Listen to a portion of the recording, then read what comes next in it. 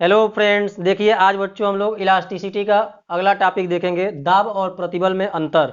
ठीक है, हमने आपको बताया था कि दाब और प्रतिबल में अंतर हम लोग एक अलग टॉपिक में पढ़ेंगे बच्चों। ठीक है, एक अलग लेक्चर में देखेंगे। तो आज है होली बच्चों, आप सभी को होली की ढेर सारी शुभकामनाएं। तो चलिए स्टार्ट करते हैं, जानते हैं कि बच्चों प्रेशर और स्ट्रेस के बीच क्या डिफरेंस होता है। ठीक है, तो देखिए बच्चों, हमने वीडियो की लेंथ लंबी ना हो इसलिए पहले से ही इसको लिख दिया इस पर। ठीक है, देखिए किसी दाब की अगर हम बात करें तो आप क्लास 9 से पहले से ही 6, 7, 8 से ही पढ़ते हैं बच्चों दाब के बारे में। दाब जो होता है बच्चों, किसी वस्तु की सतह के एकांक क्षेत्रफल पर कार्य करने वाला एक्सटर्नल फोर्स होता है बच्चों। ठीक है, एक्सटर्नल फोर्स परपेंडिकुलर वो भी काम करता है बच्चों, किसी भी क्षेत्रफल पर कार्य करने वाला जो एक्सटर्नल फोर्स होता है, और वो भी परपेंडिकुलर होना चाहिए। ठीक है, प्रणोद बटा क्या होता है बच्चों, एरिया, थ्रस्ट अपान एरिया। और थ्रस्ट आप जानते हैं कि बच्चों एक प्रकार का परपेंडिकुलर फोर्स होता है। ठीक है, जैसे बच्चों देखेंगे यहाँ पर, ठीक है, अगर दाब की बात करेंगे तो यहाँ पर अगर मान लीजिए कोई तरल स्तंभ है, ठीक है, द्रव से ही बना एक स्तंभ है, तो इस पर द्रव चारों तरफ से बच्चों इसके ऊपर क्या करेगी, परपेंडिकुलर फोर्स लगाएगी इस तरीके से।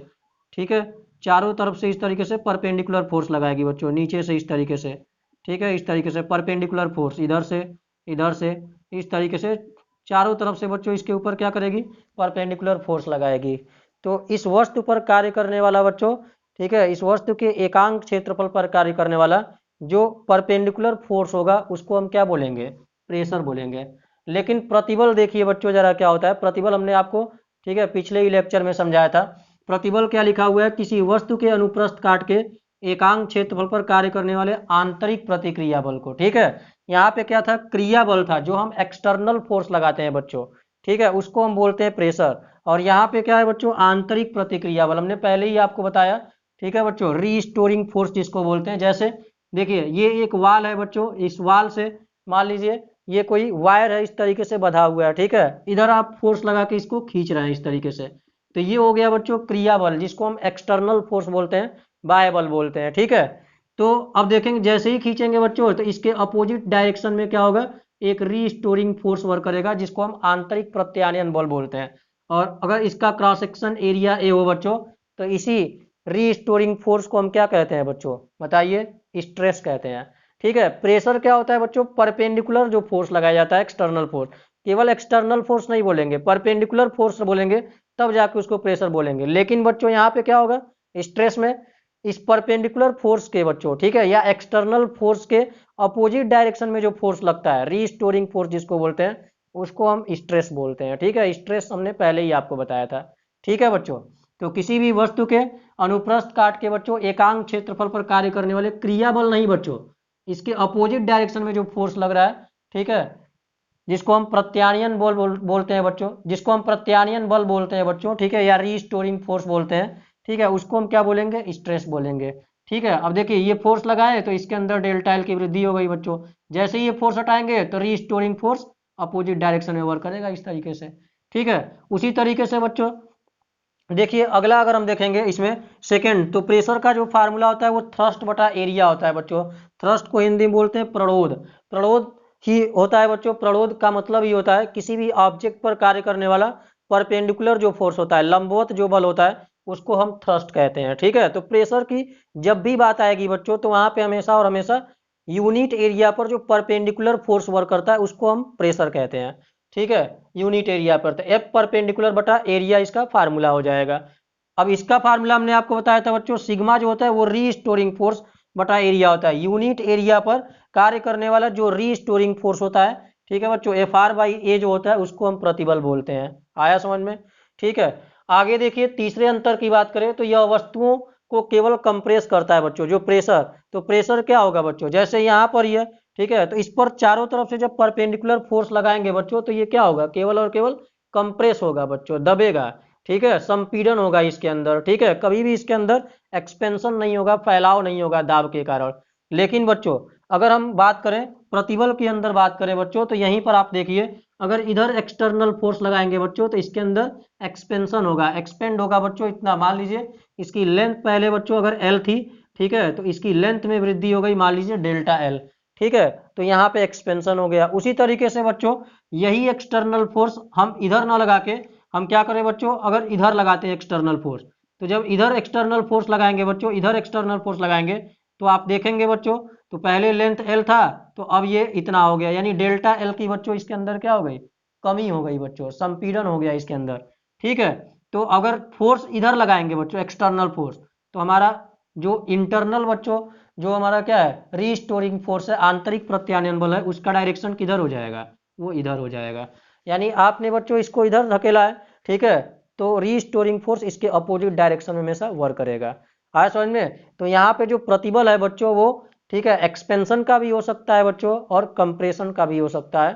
ठीक है, यानी संपीड़न और बच्चों क्या होगा, प्रसार दोनों का हो सकता है। आया समझ में? लेकिन बच्चों प्रेशर की बात करेंगे तो ये हमेशा परपेंडिकुलरली फोर्स लगता है और ये हमेशा एक कंप्रेसिव फोर्स होता है। ठीक है, हमेशा ये संपीड़ित करने का काम करता है वस्तु को बच्चों। ठीक है, अब इसी तरीके से फोर्थ नंबर अगर हम देखें बच्चों, चौथे नंबर पे क्या है अंतर, दाब में आरोपित क्रिया बल सदैव वस्तु के सतह के लंबवत होता है। तो हमने पहले ही बताया बच्चों, जो प्रेशर होता है वो थ्रस्ट अपॉन एरिया होता है, यूनिट एरिया पर कार्य करने वाला जो थ्रस्ट होता है। और थ्रस्ट का मतलब ये होता है बच्चों, किसी भी ऑब्जेक्ट पर कार्य करने वाला परपेंडिकुलर जो फोर्स होता है। ठीक है, तो इस वजह से बच्चों दाब में आरोपित जो क्रिया बल होगा वो सदैव क्या होगा, लंबवत होगा। प्रतिबल में लंबवत होने के साथ साथ बच्चों अन्य कोण पर भी आरोपित हो सकता है। तो हमने बताया था बच्चों प्रतिबल का डेफिनेशन आपको। ठीक है, जैसे देखिए जैसे देखिए बच्चों यहाँ पे, तो अगर यहाँ पे अगर आपको देखें तो ये बुक है बच्चों। ठीक है, इस बुक पर अगर आप प्रतिबल की बात करेंगे तो हमने 3 प्रकार का बताए थे बच्चों, बल अलग अलग तरीके से लगाने की वजह से। ठीक है, ऑब्जेक्ट पर जो प्रतिबल वर्क करेगा बच्चों वो 3 तरीके का होगा। ठीक है, तो फोर्स बच्चों हमने आपको टेंजेंशियल भी लगा के दिखाया था बच्चों, इस तरीके से टेंजेंशियल लगाएंगे इस तरीके से, तो वो किसी एंगल पे लगेगा, समांतर लगेगा बच्चों, लंबवत लगेगा। ठीक है, किसी तरीके से बल लग सकता है प्रतिबल में। आया समझ में? इस तरीके से टेंजेंशियल लगा सकते हैं ऐसे। आया समझ में? ऐसे। ठीक है, और भी तरीके से बच्चों, मतलब किसी भी एंगल पे प्रतिबल पे फोर्स लगाया जा सकता है, लेकिन प्रेशर पे ऑलवेज हमेशा बच्चों कैसा होगा, परपेंडिकुलर ही फोर्स होगा। आया समझ में? तो ये भी एक बेसिक डिफरेंस है बच्चों। ठीक है, और आगे बात करें बच्चों, ठीक है, देखिए अगले अंतर की बात करें तो दाब वस्तु के केवल आयतन में परिवर्तन करता है बच्चों। सही बात है। ठीक है, देखिए जब इस पर आप फोर्स लगाएंगे परपेंडिकुलर फोर्स, तो ये कंप्रेस होगा बच्चों, इसके आकृति में बच्चों चेंजिंग नहीं देखने को मिलेगा। ठीक है, ये इसके वॉल्यूम में बस चेंजिंग देखने को मिलेगा, आकार में चेंजिंग देखने को मिलेगा। आज समझे, ये कंप्रेस होकर छोटा हो सकता है, इसके वॉल्यूम में चेंज देखने को मिलेगा। ठीक है, पहले ये इसका वॉल्यूम भी था तो बाद में वॉल्यूम चेंज हो सकता है बच्चों। आज समझ में? लेकिन इसमें देखिए बच्चों, इसमें अभी हमने यहाँ पे एग्जाम्पल दिया बच्चों, पहले ये है इस तरीके से। ठीक है, अब देखिए जैसे ही हम इस तरीके से अगर फोर्स लगाएंगे बच्चों, तो हम ऐसे एक्सटर्नल फोर्स लगा रहे हैं, तो रीस्टोरिंग फोर्स किधर वर्क करेगा, इधर वर्क करेगा। ठीक है, तो देखिए पहले इसका आकार दूसरे तरीके से था, जैसे ही हमने एक्सटर्नल फोर्स लगाया इसका आकार चेंज हो गया। ठीक है बच्चों, तो यहाँ पे वॉल्यूम भी चेंज हो सकता है और आकार भी चेंज हो सकता है बच्चों, आयतन और आकृति दोनों में परिवर्तन हो सकता है, आकृति भी परिवर्तित हो सकती है बच्चों। आया समझ में? ठीक है, ध्यान दीजिएगा। आगे देखिए, अगले की बात करें बच्चों, तो यह एक स्केलर क्वांटिटी होती है बच्चों। प्रेशर जो होता है बच्चों, ध्यान रखिएगा, प्रेशर हमेशा क्या होता है, किसी पॉइंट पर वर्क करने की वजह से, ध्यान रखिएगा, प्रेशर बच्चे समझते हैं ठीक है कि किसी एक फिक्स डायरेक्शन में लगाया जा रहा है बच्चों, बट ऐसा नहीं है।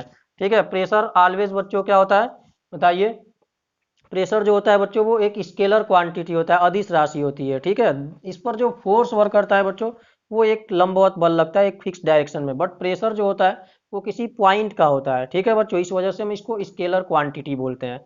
ठीक है, सदिश योग के नियम के पालन नहीं भी करता है बच्चों, इस वजह से इसको हम प्रेशर नहीं, इसलिए इसको हम सदिश राशि नहीं बोल सकते हैं। आया समझ में? आगे प्रतिबल की बात करें बच्चों, तो यह एक टेंसर क्वांटिटी होता है, हमने पिछले ही लेक्चर में बताया था बच्चों। ठीक है, प्रतिबल न तो अदिश होता है न तो सदिश होता है बच्चों। आगे लास्ट अंतर की बात करें बच्चों, तो दाब हमेशा देखेंगे तो ऑलवेज पॉजिटिव होगा। ठीक है, क्योंकि हमेशा बच्चों फोर्स किसी, सभी तरफ से जो फोर्स लगता है वो एक समान रूप से लगता है बच्चों, एक समान बल लगता है और एक फिक्स डायरेक्शन में लगता है। ठीक है, तो हमेशा बच्चों इसमें बात करें तो यहाँ पे जो फोर्स वर्क करेगा बच्चों, ठीक है, तो हमेशा क्या होगा, वो सदैव धनात्मक होगा किसी एक फिक्स डायरेक्शन में वर्क करने की वजह से। और अगर हम आगे बात करें बच्चों प्रतिबल, तो प्रतिबल पॉजिटिव निगेटिव दोनों हो सकता है बच्चों। जैसे यहाँ पर देखिए हमने एक्सटर्नल फोर्स इधर लगाया बच्चों, ठीक है, तो रीस्टोरिंग फोर्स किस डायरेक्शन में वर्क कर रहा है, इस डायरेक्शन में वर्क कर रहा है।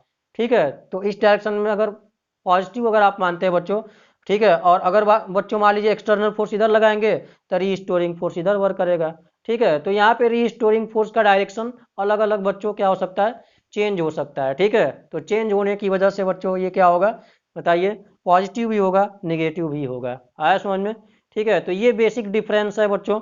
ठीक है, प्रतिबल और दाब में बच्चों। ठीक है, प्रेशर और स्ट्रेस के बीच बेसिक डिफरेंस देखेंगे तो ये सारे डिफरेंसेस हैं।